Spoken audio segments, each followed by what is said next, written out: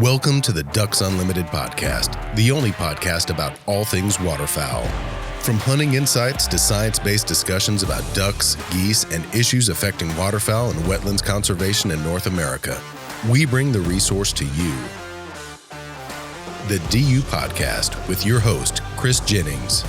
Joining us today is a return guest, but this is the first time he's joined us back on the Ducks Unlimited podcast as the Ducks Unlimited Chief Scientist. Steve Adair, welcome back to the show. Good to be with you today, Chris.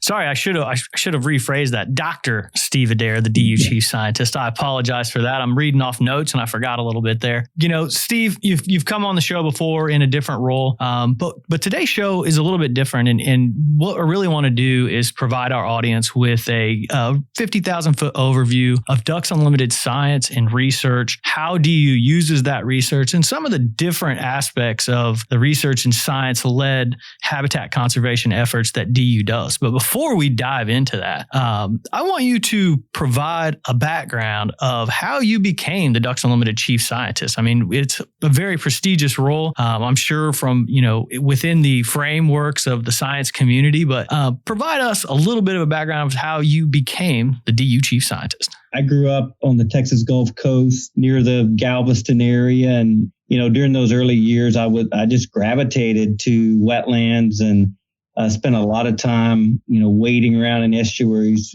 catching trout and redfish and enjoying waterfowl hunting in the fall. And it was just, really captivated by the magic of waterfowl migration, the diversity of species. And so I went on to graduate school and I studied redheads and pintails in the Laguna Madre of Texas and how they utilized fresh water sources when after feeding in the hypersaline lagoons down there and really understanding that link between those estuaries and the freshwater ponds. And during that time, I was also able to work up in Alaska studying molting areas for black brant, another fascinating project that I got to help on. One of the really interesting things about this business is that you get to travel around, the continent and in some cases the world and get to see some really special places for waterfowl and understand, the whole life cycle.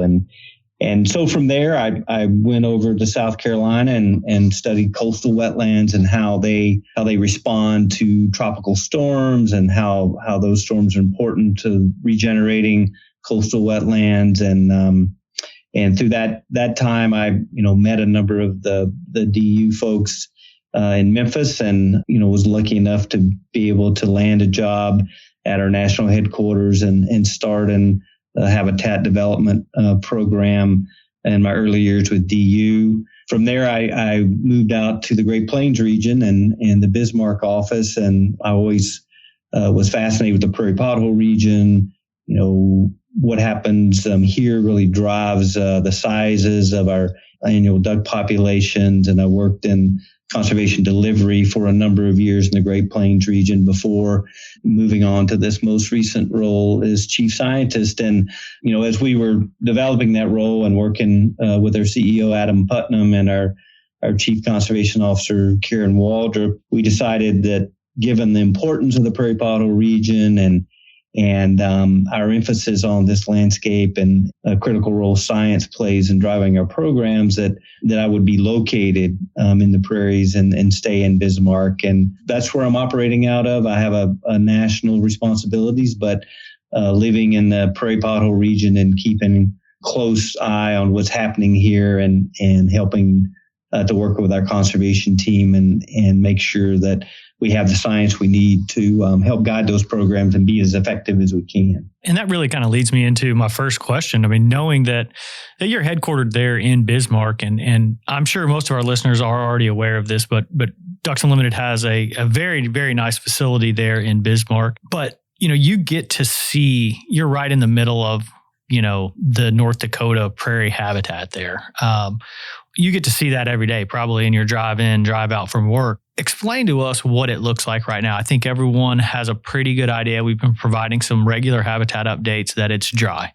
But explain what that means there and kind of what it looks like across the landscape. Yeah, and it is really dry, Chris. I mean, I've been up here for 25 years, and this is the driest that I've ever witnessed. All the weather data that we have really confirms that it is the last 9 months have been the driest ever recorded in North Dakota. And so that's 100 years of weather data. We've had the driest 9 months ever. It's the first widespread prairie drought. So I think it's important for the listeners to understand that this isn't an isolated drought. There are years where the Dakotas will be dry and Canada will be wet, and vice versa, when Canada will be dry and the Dakotas are wet.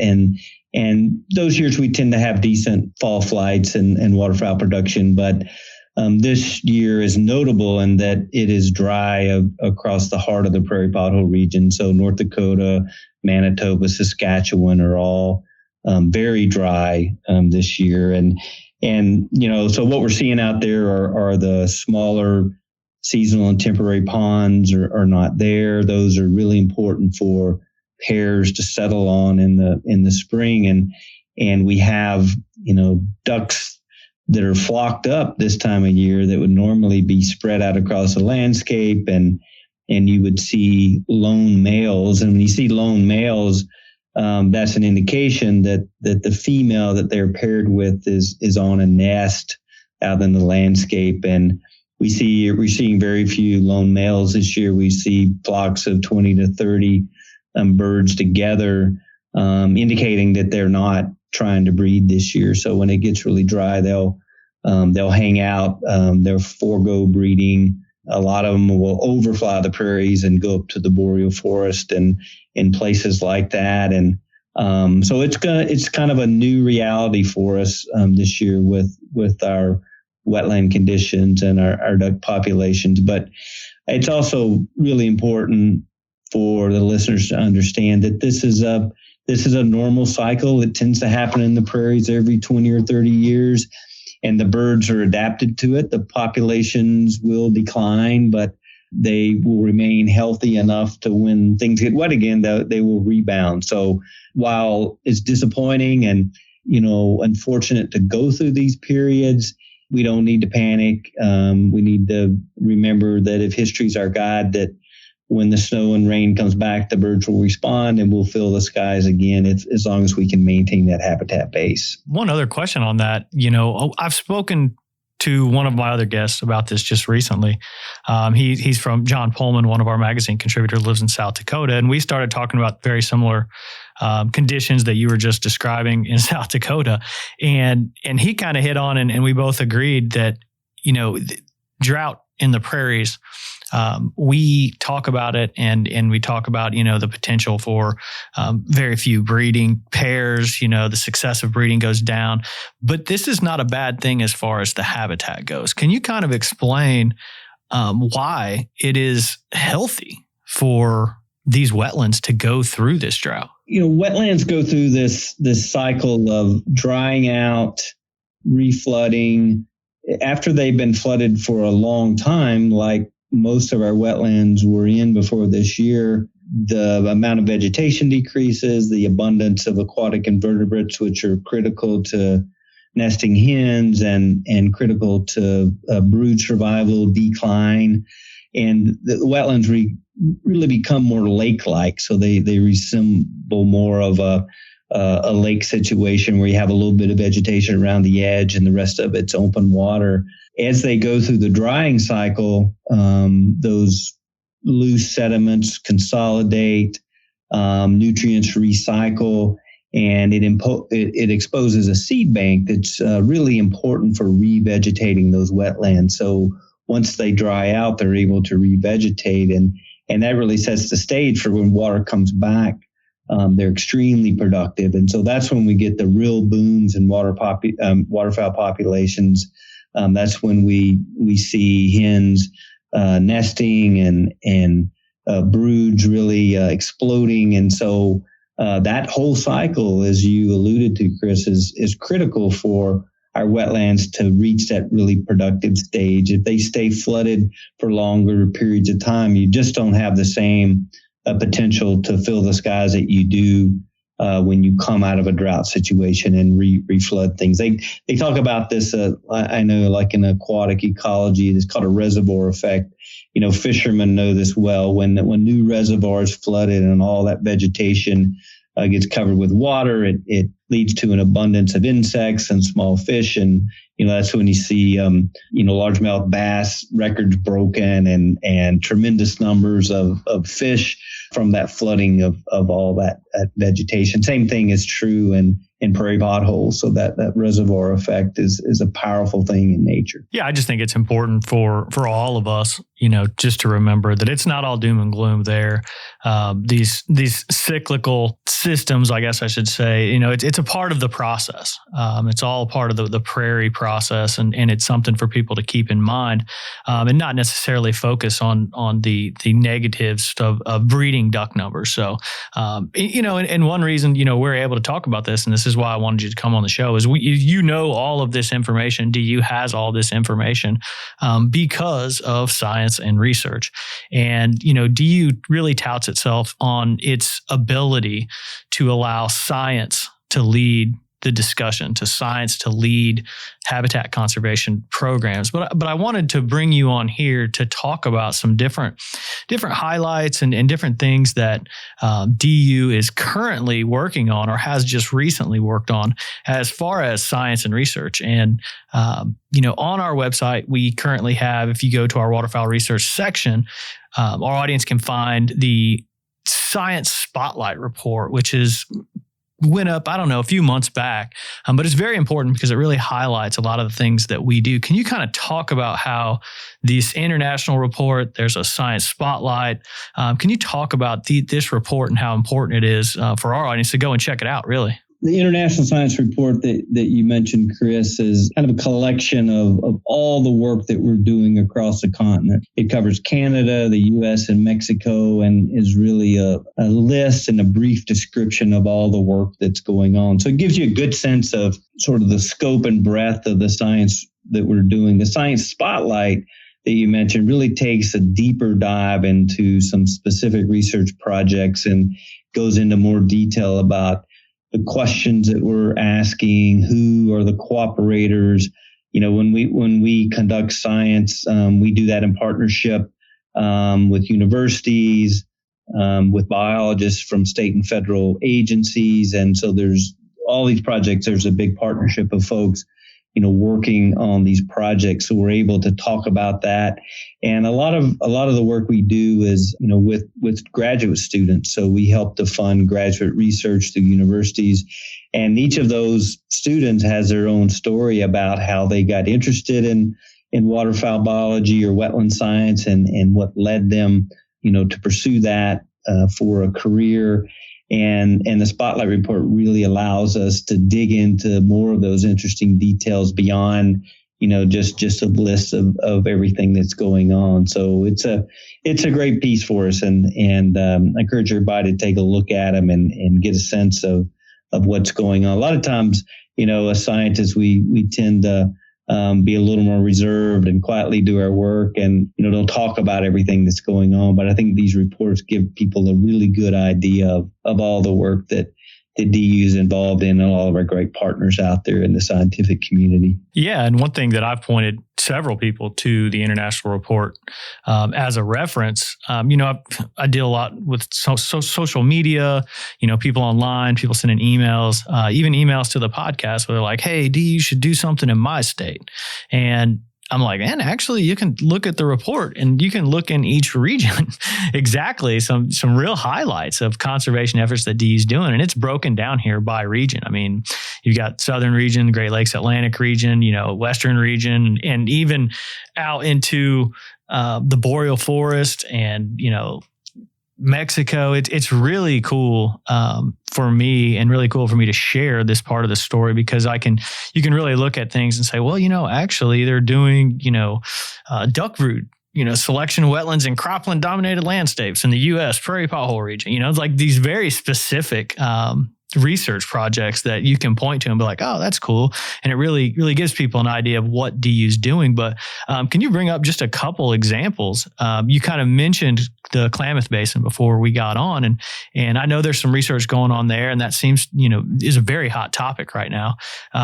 Can you kind of provide some background on some research that's going on out there? Yeah, so the Klamath Basin is another story of drought. Lack of snow and rainfall has really diminished the water supplies to those wetlands in the Klamath, and they historically have been a real crown jewel in the Pacific Flyway, where thousands of ducks and geese migrate through there, and they're going to be dry this year. And so our scientists are working with the U.S. Fish and Wildlife Service folks out there to understand, how food supplies are going to be reduced. Those areas are really important to migrating and wintering waterfowl, and we're curious as to how much less food is going to be available and how that may impact the conditions of the birds. That's going to be some important work for us. I would say another area that we stay very active in is species of concern, and I would characterize those are species that have been declining and are below their long-term averages, and it's important that we really understand what is limiting their population. So we've got some interesting work going on with mottled ducks in Louisiana with our colleagues out of LSU there, taking a look at habitat selection of mottled ducks and really what's impacting their success as populations. And once we know that information and can understand, is it nest sites? Is it availability of water for broods? Then we can address those bottlenecks through our conservation programs by trying to provide more of that habitat that may be limiting to those populations. So those declining species are an important part of our work around North America. Yeah, and just with the science focus and now that we've shared this information and a lot of people have already known about it, but with the opportunity for people to go in and look and see some of the real hands-on work that DU's doing here, that really leads me to the next conversation that we recently updated and kind of rebuilt a section of our website under conservation that is ecosystem services. And you were a part of this, and I was a part of this.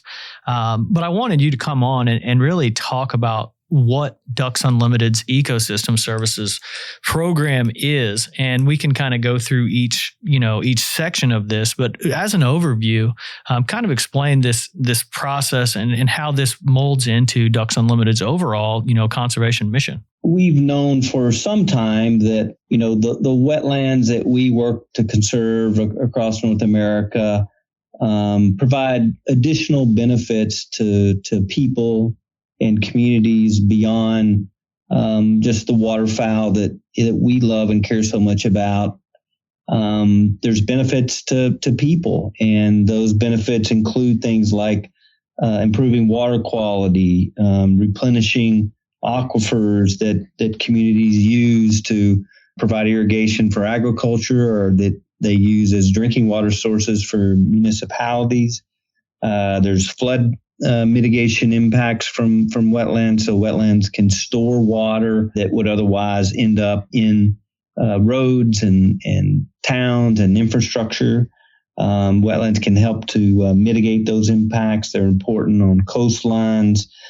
They also play a role in climate mitigation. So wetlands are important in storing carbon to reduce that greenhouse gas from the atmosphere. And so we're really working to build our scientific expertise around these other benefits of wetlands so that we can invite more people to partner and invest in our conservation work that provides those benefits and really aligns with our waterfowl landscape priorities as well. And I can give you a few examples of that. So in the Great Lakes, There's been a fair amount of concern around phosphorus, excess amounts of phosphorus going into Lake Erie. And when that occurs, it leads to algal blooms that, can be toxic to wildlife and people. It can really cause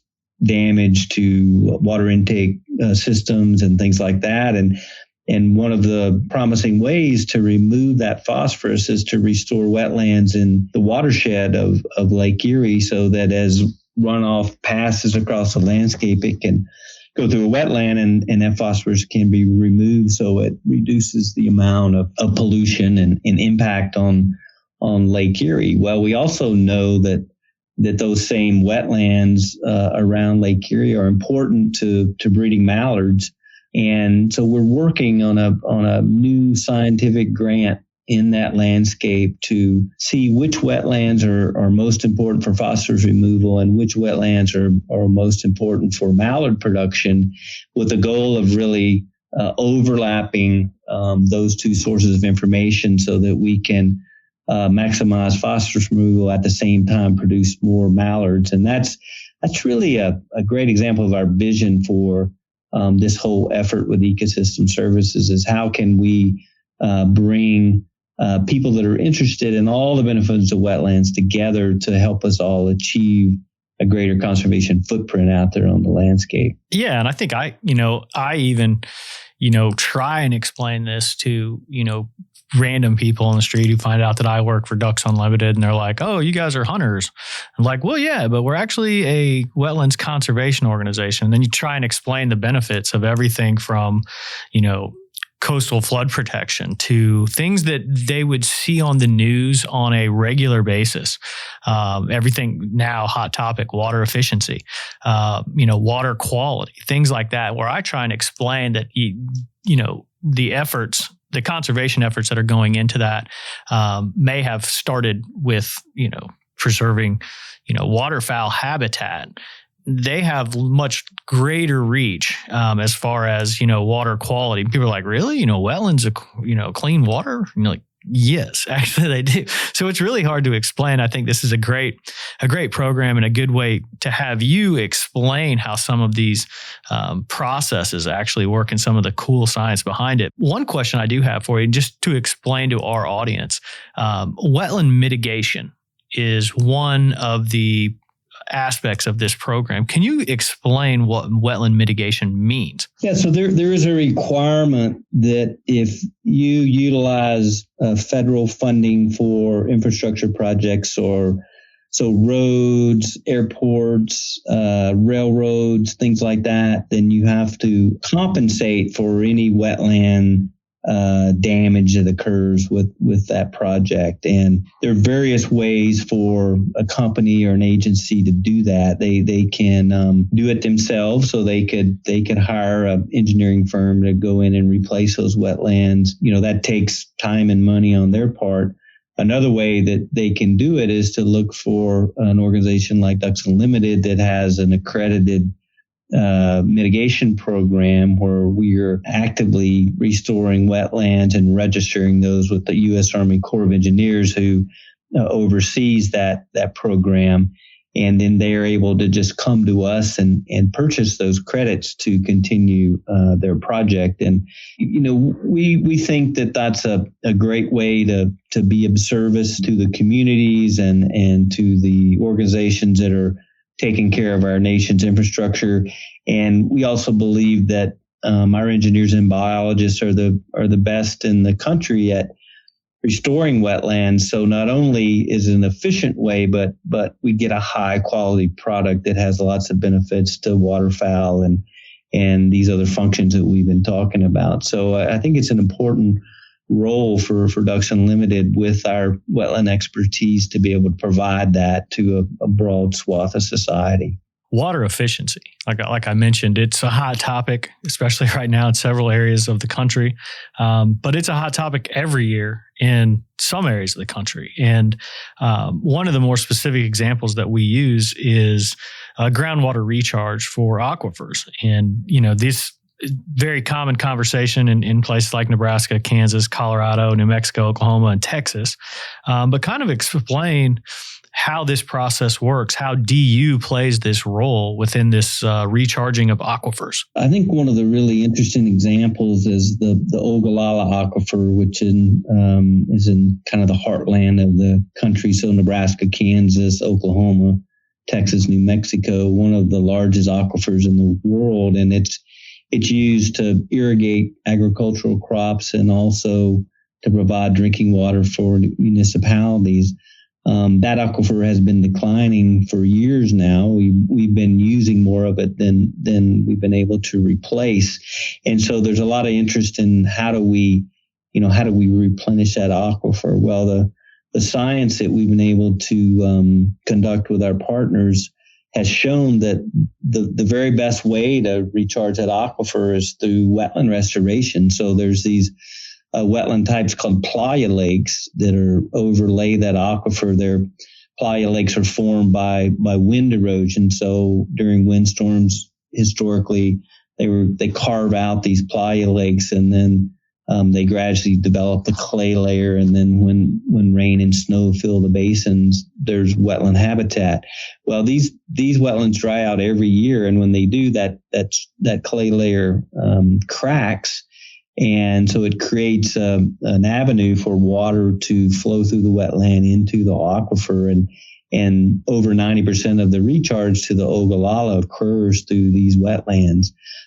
So we're actively working in that landscape to restore wetlands, to help replenish the Ogallala Aquifer, and at the same time provide increased waterfowl habitat. And, the interesting thing that you mentioned, Chris, about, bringing new people to the table, we're seeing companies like PepsiCo and Coca-Cola, beverage companies that have pledged to replenish water that they use in their sustainability platforms, helping to fund that kind of work now. So, 10 years ago, that was kind of unheard of to have those kind of partners in wetland restoration. But there's a fair amount of momentum now through these sustainability pledges for many other partners to join us and others to do wetlands conservation for these type of benefits. Yeah. And if anyone who's been out there, Nebraska, Oklahoma, Kansas area,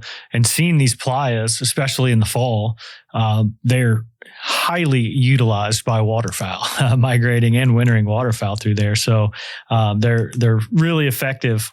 Not only groundwater recharge there, but they are also, it plays the role just like, we discussed. It is waterfowl centric, but it is also, absolutely people, community, other wildlife, focused. So that's a good example of how, this water efficiency, recharging aquifers really benefits everyone, including waterfowl. But, all of these, we can find examples.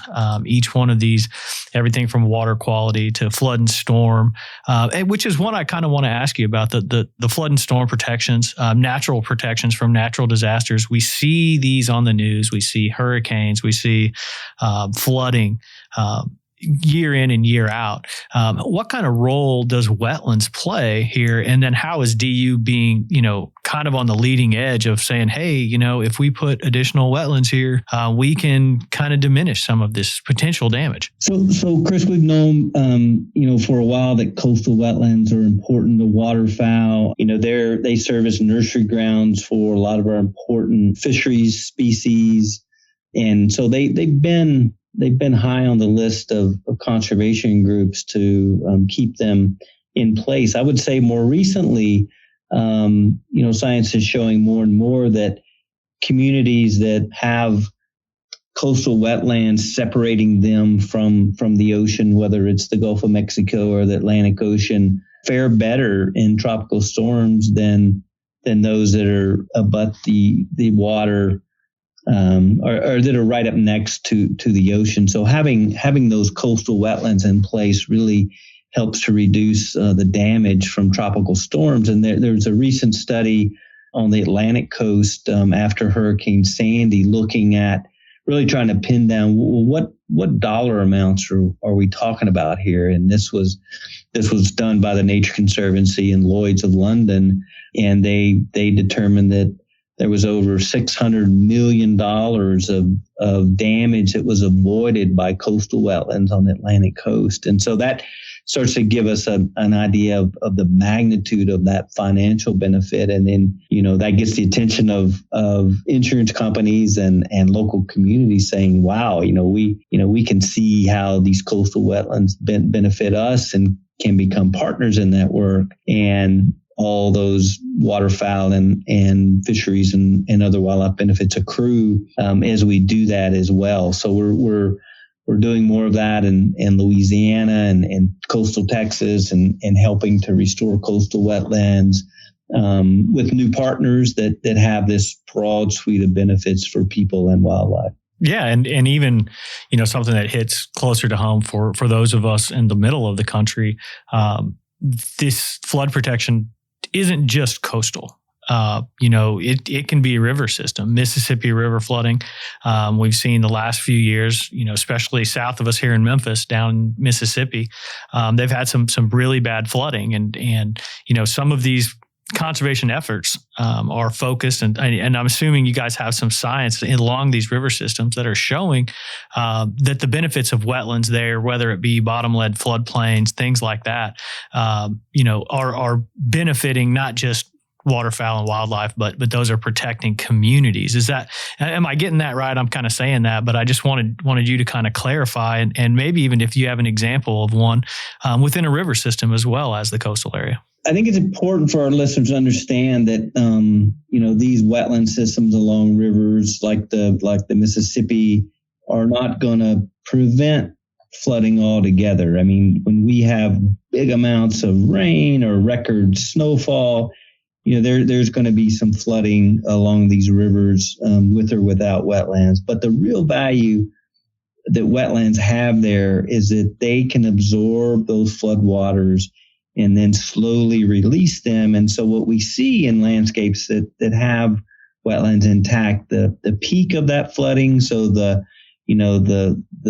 elevation that gets flooded is much lower, and it really spreads that release of water out over time so that you don't get these big walls of water, coming in and being real catastrophic events. So wetlands really take the peak off of those events. And the Mississippi River is a classic example where we've had a lot of wetland drainage. We've had, a fair amount of diking of that system so that the river, doesn't naturally connect to the floodplain. And those communities up and down the river are learning more and more how wetlands can be valuable to that. Just in the last couple months, our CEO, Adam Putnam, signed a MOU, a memorandum of understanding with the Mississippi Cities and Towns Initiative, where DU is going to work with cities and towns up and down the Mississippi River to restore wetlands to help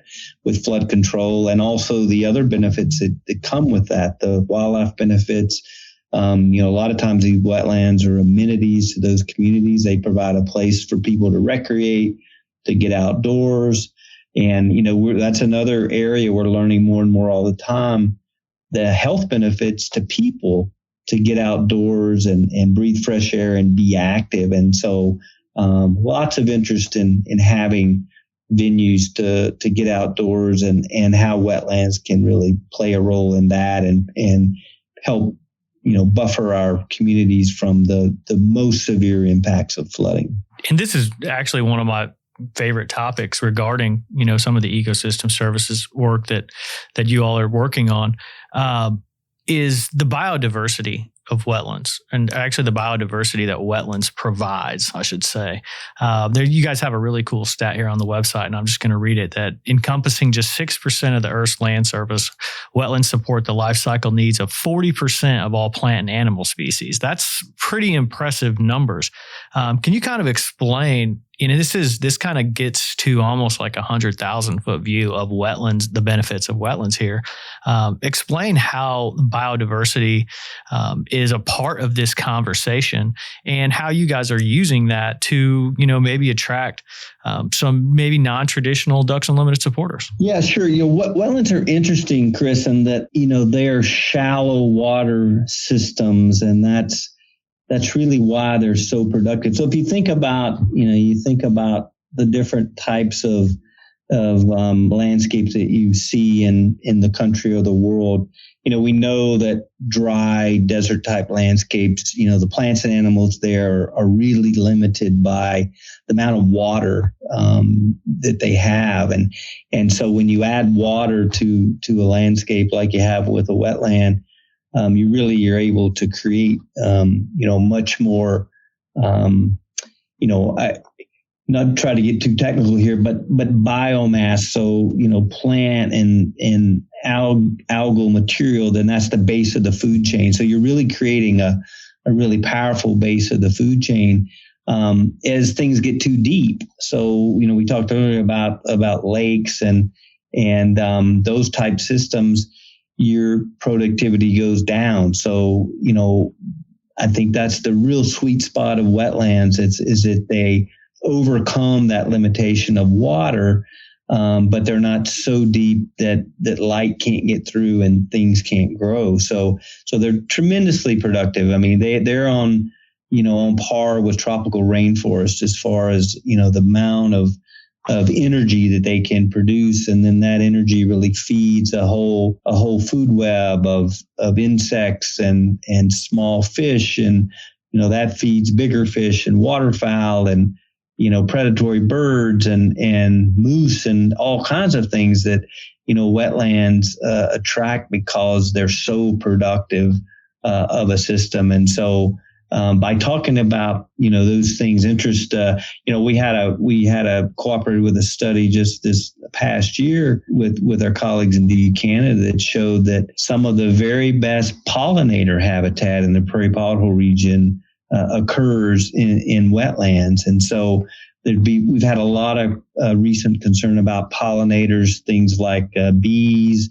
They're so important to pollinating our crops, have been declining, and those species require flowering plants. They require water. The best habitat for that in the prairie landscape are with our wetlands. And so understanding the role that wetlands play and supporting pollinators is a new avenue for us to talk about the biodiversity that exists there as well. Yeah, and we have some great examples of that. And I always like to, comment to people, especially during the summer. I always joke around that while everyone else is out fishing, I'm still talking about duck hunting and waterfowl.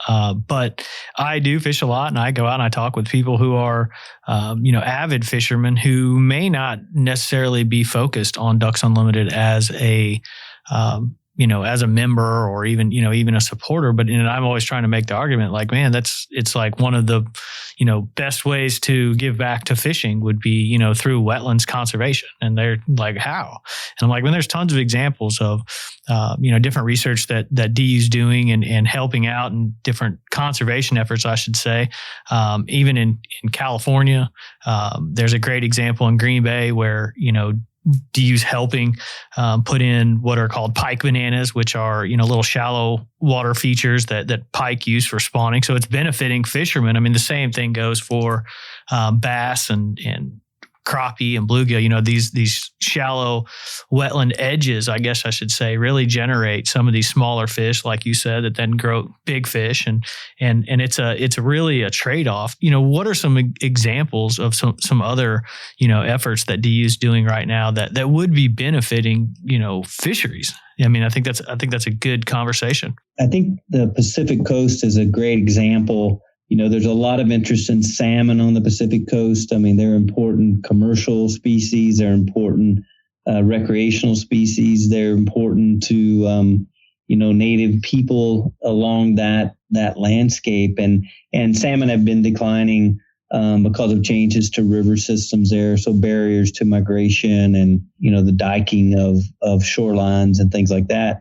So we've actually, through the research that we've done with partners out there, have learned that those wetlands along Pacific rivers that dump into the ocean there really provide critical nursery habitat for young salmon fry, and the growth rates of those young salmon are much greater in a riparian wetland that's adjacent to the river than they are out in the river channel. And it goes back to what we just talked about as far as the productivity of those wetland systems. So there's just a lot more food in a wetland than there is in a river channel, and those salmon are able to grow faster and be healthier, ultimately, replenish that population through the wetlands conservation work that DU does in the Pacific Flyway. So it's it's really a neat story because, salmon have this magical migration where they, when they get 2 or 3 years old, they travel up the river where they were born, and often thousands of miles, and, somewhat similar to waterfowl and the journeys that they take, and they share that common denominator of wetlands being critical to their life cycle. So I think that is just a really fascinating story for me as an ecologist, and I think for our country to see, how wetlands tie into, the importance for so many species. Absolutely. And before I get you out of here, I want to allow you to kind of provide an overview, from the chief scientist. We talk about these doing this research, and then, there's so many examples of doing things on the ground. How does that process within the organization go from, supporting the research and science to actually moving dirt? Now, this question could probably take 4 hours for you to answer, but maybe if you use one example or something where, we take the science aspect of it, and we always say Ducks Unlimited's mission is guided by science. Provide an example of that and how that process goes through the organization to the end result of, that on the ground habitat conservation. Yeah. So maybe I'd back up, Chris, to this 20,000 foot view, and, inform the listeners that we have an international conservation plan that is really the collection of all the science that we've been talking about. And what it does is it looks across North America and says, okay, where do we have the greatest conservation of birds? How threatened are those various landscapes that they're utilizing? What is the cost of doing conservation in that location? And how does that impact the size of waterfowl population? So we take all that information and we develop a return on investment model for North America that tells us, when we have our private funding, where would we get the greatest biological return on that investment? And so we're able to use that to really drive our programs across North America. And so that really leads us to say, okay, the breeding grounds have the biggest impact on population. So we need to spend, most of our time and effort there. But we also know that we don't want migratory pathways and wintering grounds to be a limitation in the future. So we need to continue to work there and not let our coastlines erode, not lose those wetlands.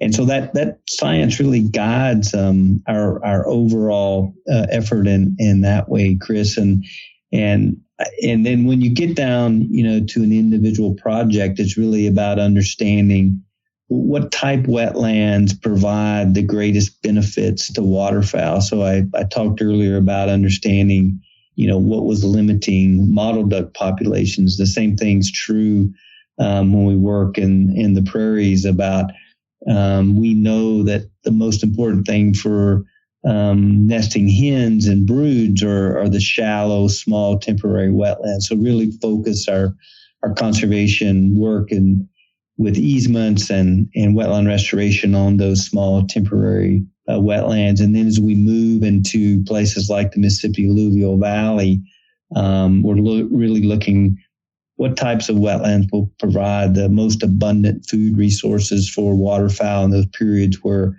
they need a lot of energy to get through the wintering period. So that's where we get into shallow, moist soil wetland management. We also talk about that produces a lot of seeds for birds, green tree reservoirs where, oak flats are seasonally flooded to give waterfowl access to those abundant acorn crops that are so important for species like mallards and wood ducks. And so I would say understanding, the types of wetlands that impact the life cycle and provide the greatest resource for waterfowl really guide how we target our work across all of these landscapes. Fantastic description, and it really shows how that science provides the framework for that return on investment. I think that was a very good description of that, and obviously we're going to have you back on, and we can go into each one of these specific topics and probably go for an hour easily. Steve, I really appreciate you joining me on the podcast today. Thank you. Yeah, great to be here, and good to talk to you, Chris, and appreciate everything you're doing. All right, I'd like to thank my guest, Dr. Steve Adair, Ducks Unlimited's chief scientist, for joining us today and really talking about an article that's on our website you can find on ducks.org, which is The Power of Wetlands. That provides a really good overview of some of the things we discussed today.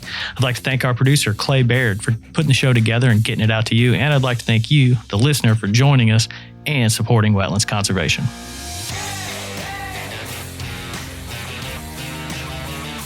Thank you for listening to this episode of the DU Podcast. Be sure to rate, review, and subscribe to the show, and visit www.ducks.org/DU Podcast for resources based on today's topics, as well as access to more episodes. Opinions expressed by guests do not necessarily reflect those of Ducks Unlimited. Until next time, stay tuned to the Ducks.